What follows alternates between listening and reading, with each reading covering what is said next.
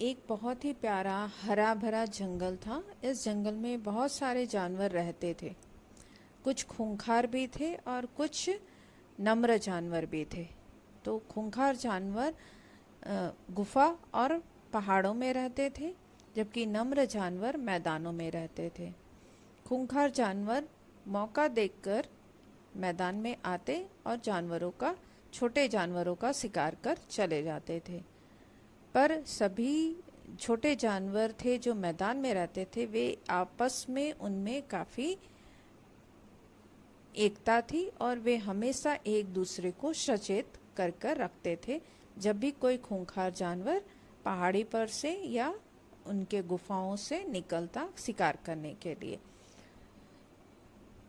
नम्र जानवरों में से हिरन बहुत ही प्यारा माना जाता है और यह झुंड हमेशा साथ रहता है।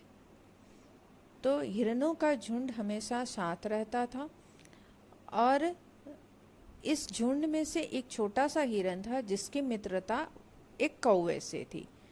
वह हिरन और कौवा दोनों हमेशा साथ रहते थे और उनकी मित्रता इतनी गहरी थी कि वे हमेशा एक दूसरे के लिए परेशानियों में भी खड़े रहते थे। कौवा हमेशा हिरन के ऊपर बैठा रहता और साथ साथ चलता और साथ में भोजन करते पूरे जंगल में घूमते फिरते थे। हिरन के माता पिता और उसके झुंड को उसकी चिंता रहती थी, पर कौवा उसका बड़ा ही ध्यान रखता था। कौवा उसे यह भी समझाता कि कभी भी कोई जानवर, खूंखार जानवर अगर उसके समीप आए तो वह वहाँ से चला जाया करे। उसके रहने पर तो वह उसका ध्यान रखेगा, पर अगर वह कहीं दूर गया हो तो अपने झुंड में वह वापस चला जाए। एक दिन एक भेड़िया वहाँ से गुजर रहा था। उसने कौवे और हिरन को साथ साथ देखा तो उसे लगा कि उसे भी हिरन से दोस्ती करनी चाहिए ताकि वह उसका शिकार कर सके। भेड़िए ने एक दिन सुबह हिरन को अकेला देखा और उसके पास जाकर वह बहुत ही मीठी मीठी बातें करने लगा और हिरन को लगा कि भेड़िया बहुत अच्छा है और वह उसे कभी भी किसी तरह से परेशान नहीं करेगा।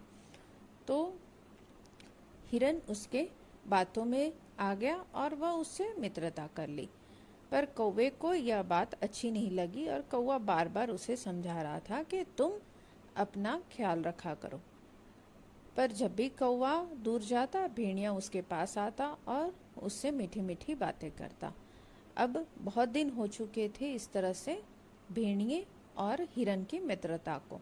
तो हिरन पूरी तरह से यह तभी भेड़िए को एक उपाय सूझा और उसने पास में काम कर रहे खेतों में एक किसान की जाल देखी और उस जाल को वह चुपचाप वहाँ से मुंह में दबाकर खींचकर ले आया और उसने एक हरियाली वाले जगह पर उस जाल को बिछा दिया।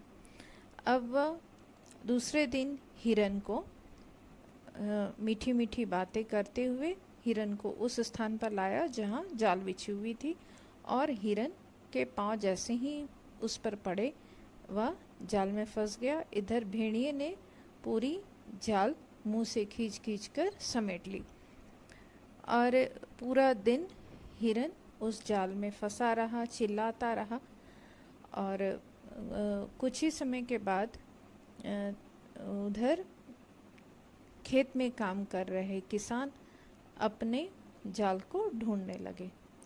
इधर हिरन की आवाज़ सुनकर कौवा उसके पास पहुंचा। उसने अपने मित्र को परेशानी में देखा तो उसने हिरन को कहा कि तुम अब चुपचाप से रहो, बिल्कुल भी आवाज़ मत करो और इस तरह से नाटक करो मानो तुम मर चुके हो, क्योंकि किसान आ रहा है, वह तुम्हें जीवित देखेगा तो वह तुम्हें उठाकर ले जाएगा। तुम मरने का नाटक करो, तुम ऐसा इस तरह से सो जाओ, आंखें मूंद कर अवचेत अवस्था में चले जाओ जैसे कि तुम मरे हुए हो और यहाँ पर कुछ मांस के टुकड़े पड़े हैं, उनको उनकी बदबू से किसान को लगेगा तुम मरे हुए हो काफ़ी समय से और वह तुम्हें नहीं ले जाएगा। ऐसा ही हिरन ने किया। हिरन बिल्कुल ही सो गया आंखें मूंद कर, और ऐसा प्रतीत हुआ जैसे वह मर चुका है। इधर किसान आया, उसने हिरन को मरा समझकर अपनी जाल से निकाल बाहर फेंक दिया और अपनी जाल लेकर वह वहाँ से चला गया।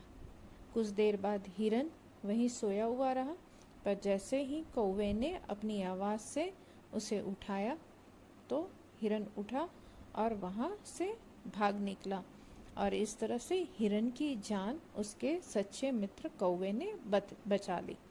तो बच्चों, इस कहानी से हमें यह सीख मिलती है कि कभी भी किसी अनजान व्यक्ति या किसी भी अनजान लोगों पर विश्वास नहीं करना चाहिए, और अपने से बड़ों की और सच्चे मित्रों की बातों को मानना चाहिए और हमेशा सावधान रहना चाहिए, ताकि दुनिया के लोग आपको ना तो बेवकूफ़ बना सके ना आपका फ़ायदा उठा सके। तो बच्चों, यह कहानी आपको कैसी लगी कमेंट कर ज़रूर बताओ। कुछ नहीं तो आप कमेंट में यह लिखो कि मुझे आपकी कहानी पसंद आ रही हो, या एक अच्छा सा कोई शाइन डाल दो, या फिर पसंद आई हो तो चैनल को लाइक शेयर और सब्सक्राइब अवश्य करो। नोटिफिकेशन और बेल आइकन ज़रूर से दबाओ ताकि आने वाली कहानियाँ तुरंत पहुँच सके। फिर से जल्द हाजिर होंगे।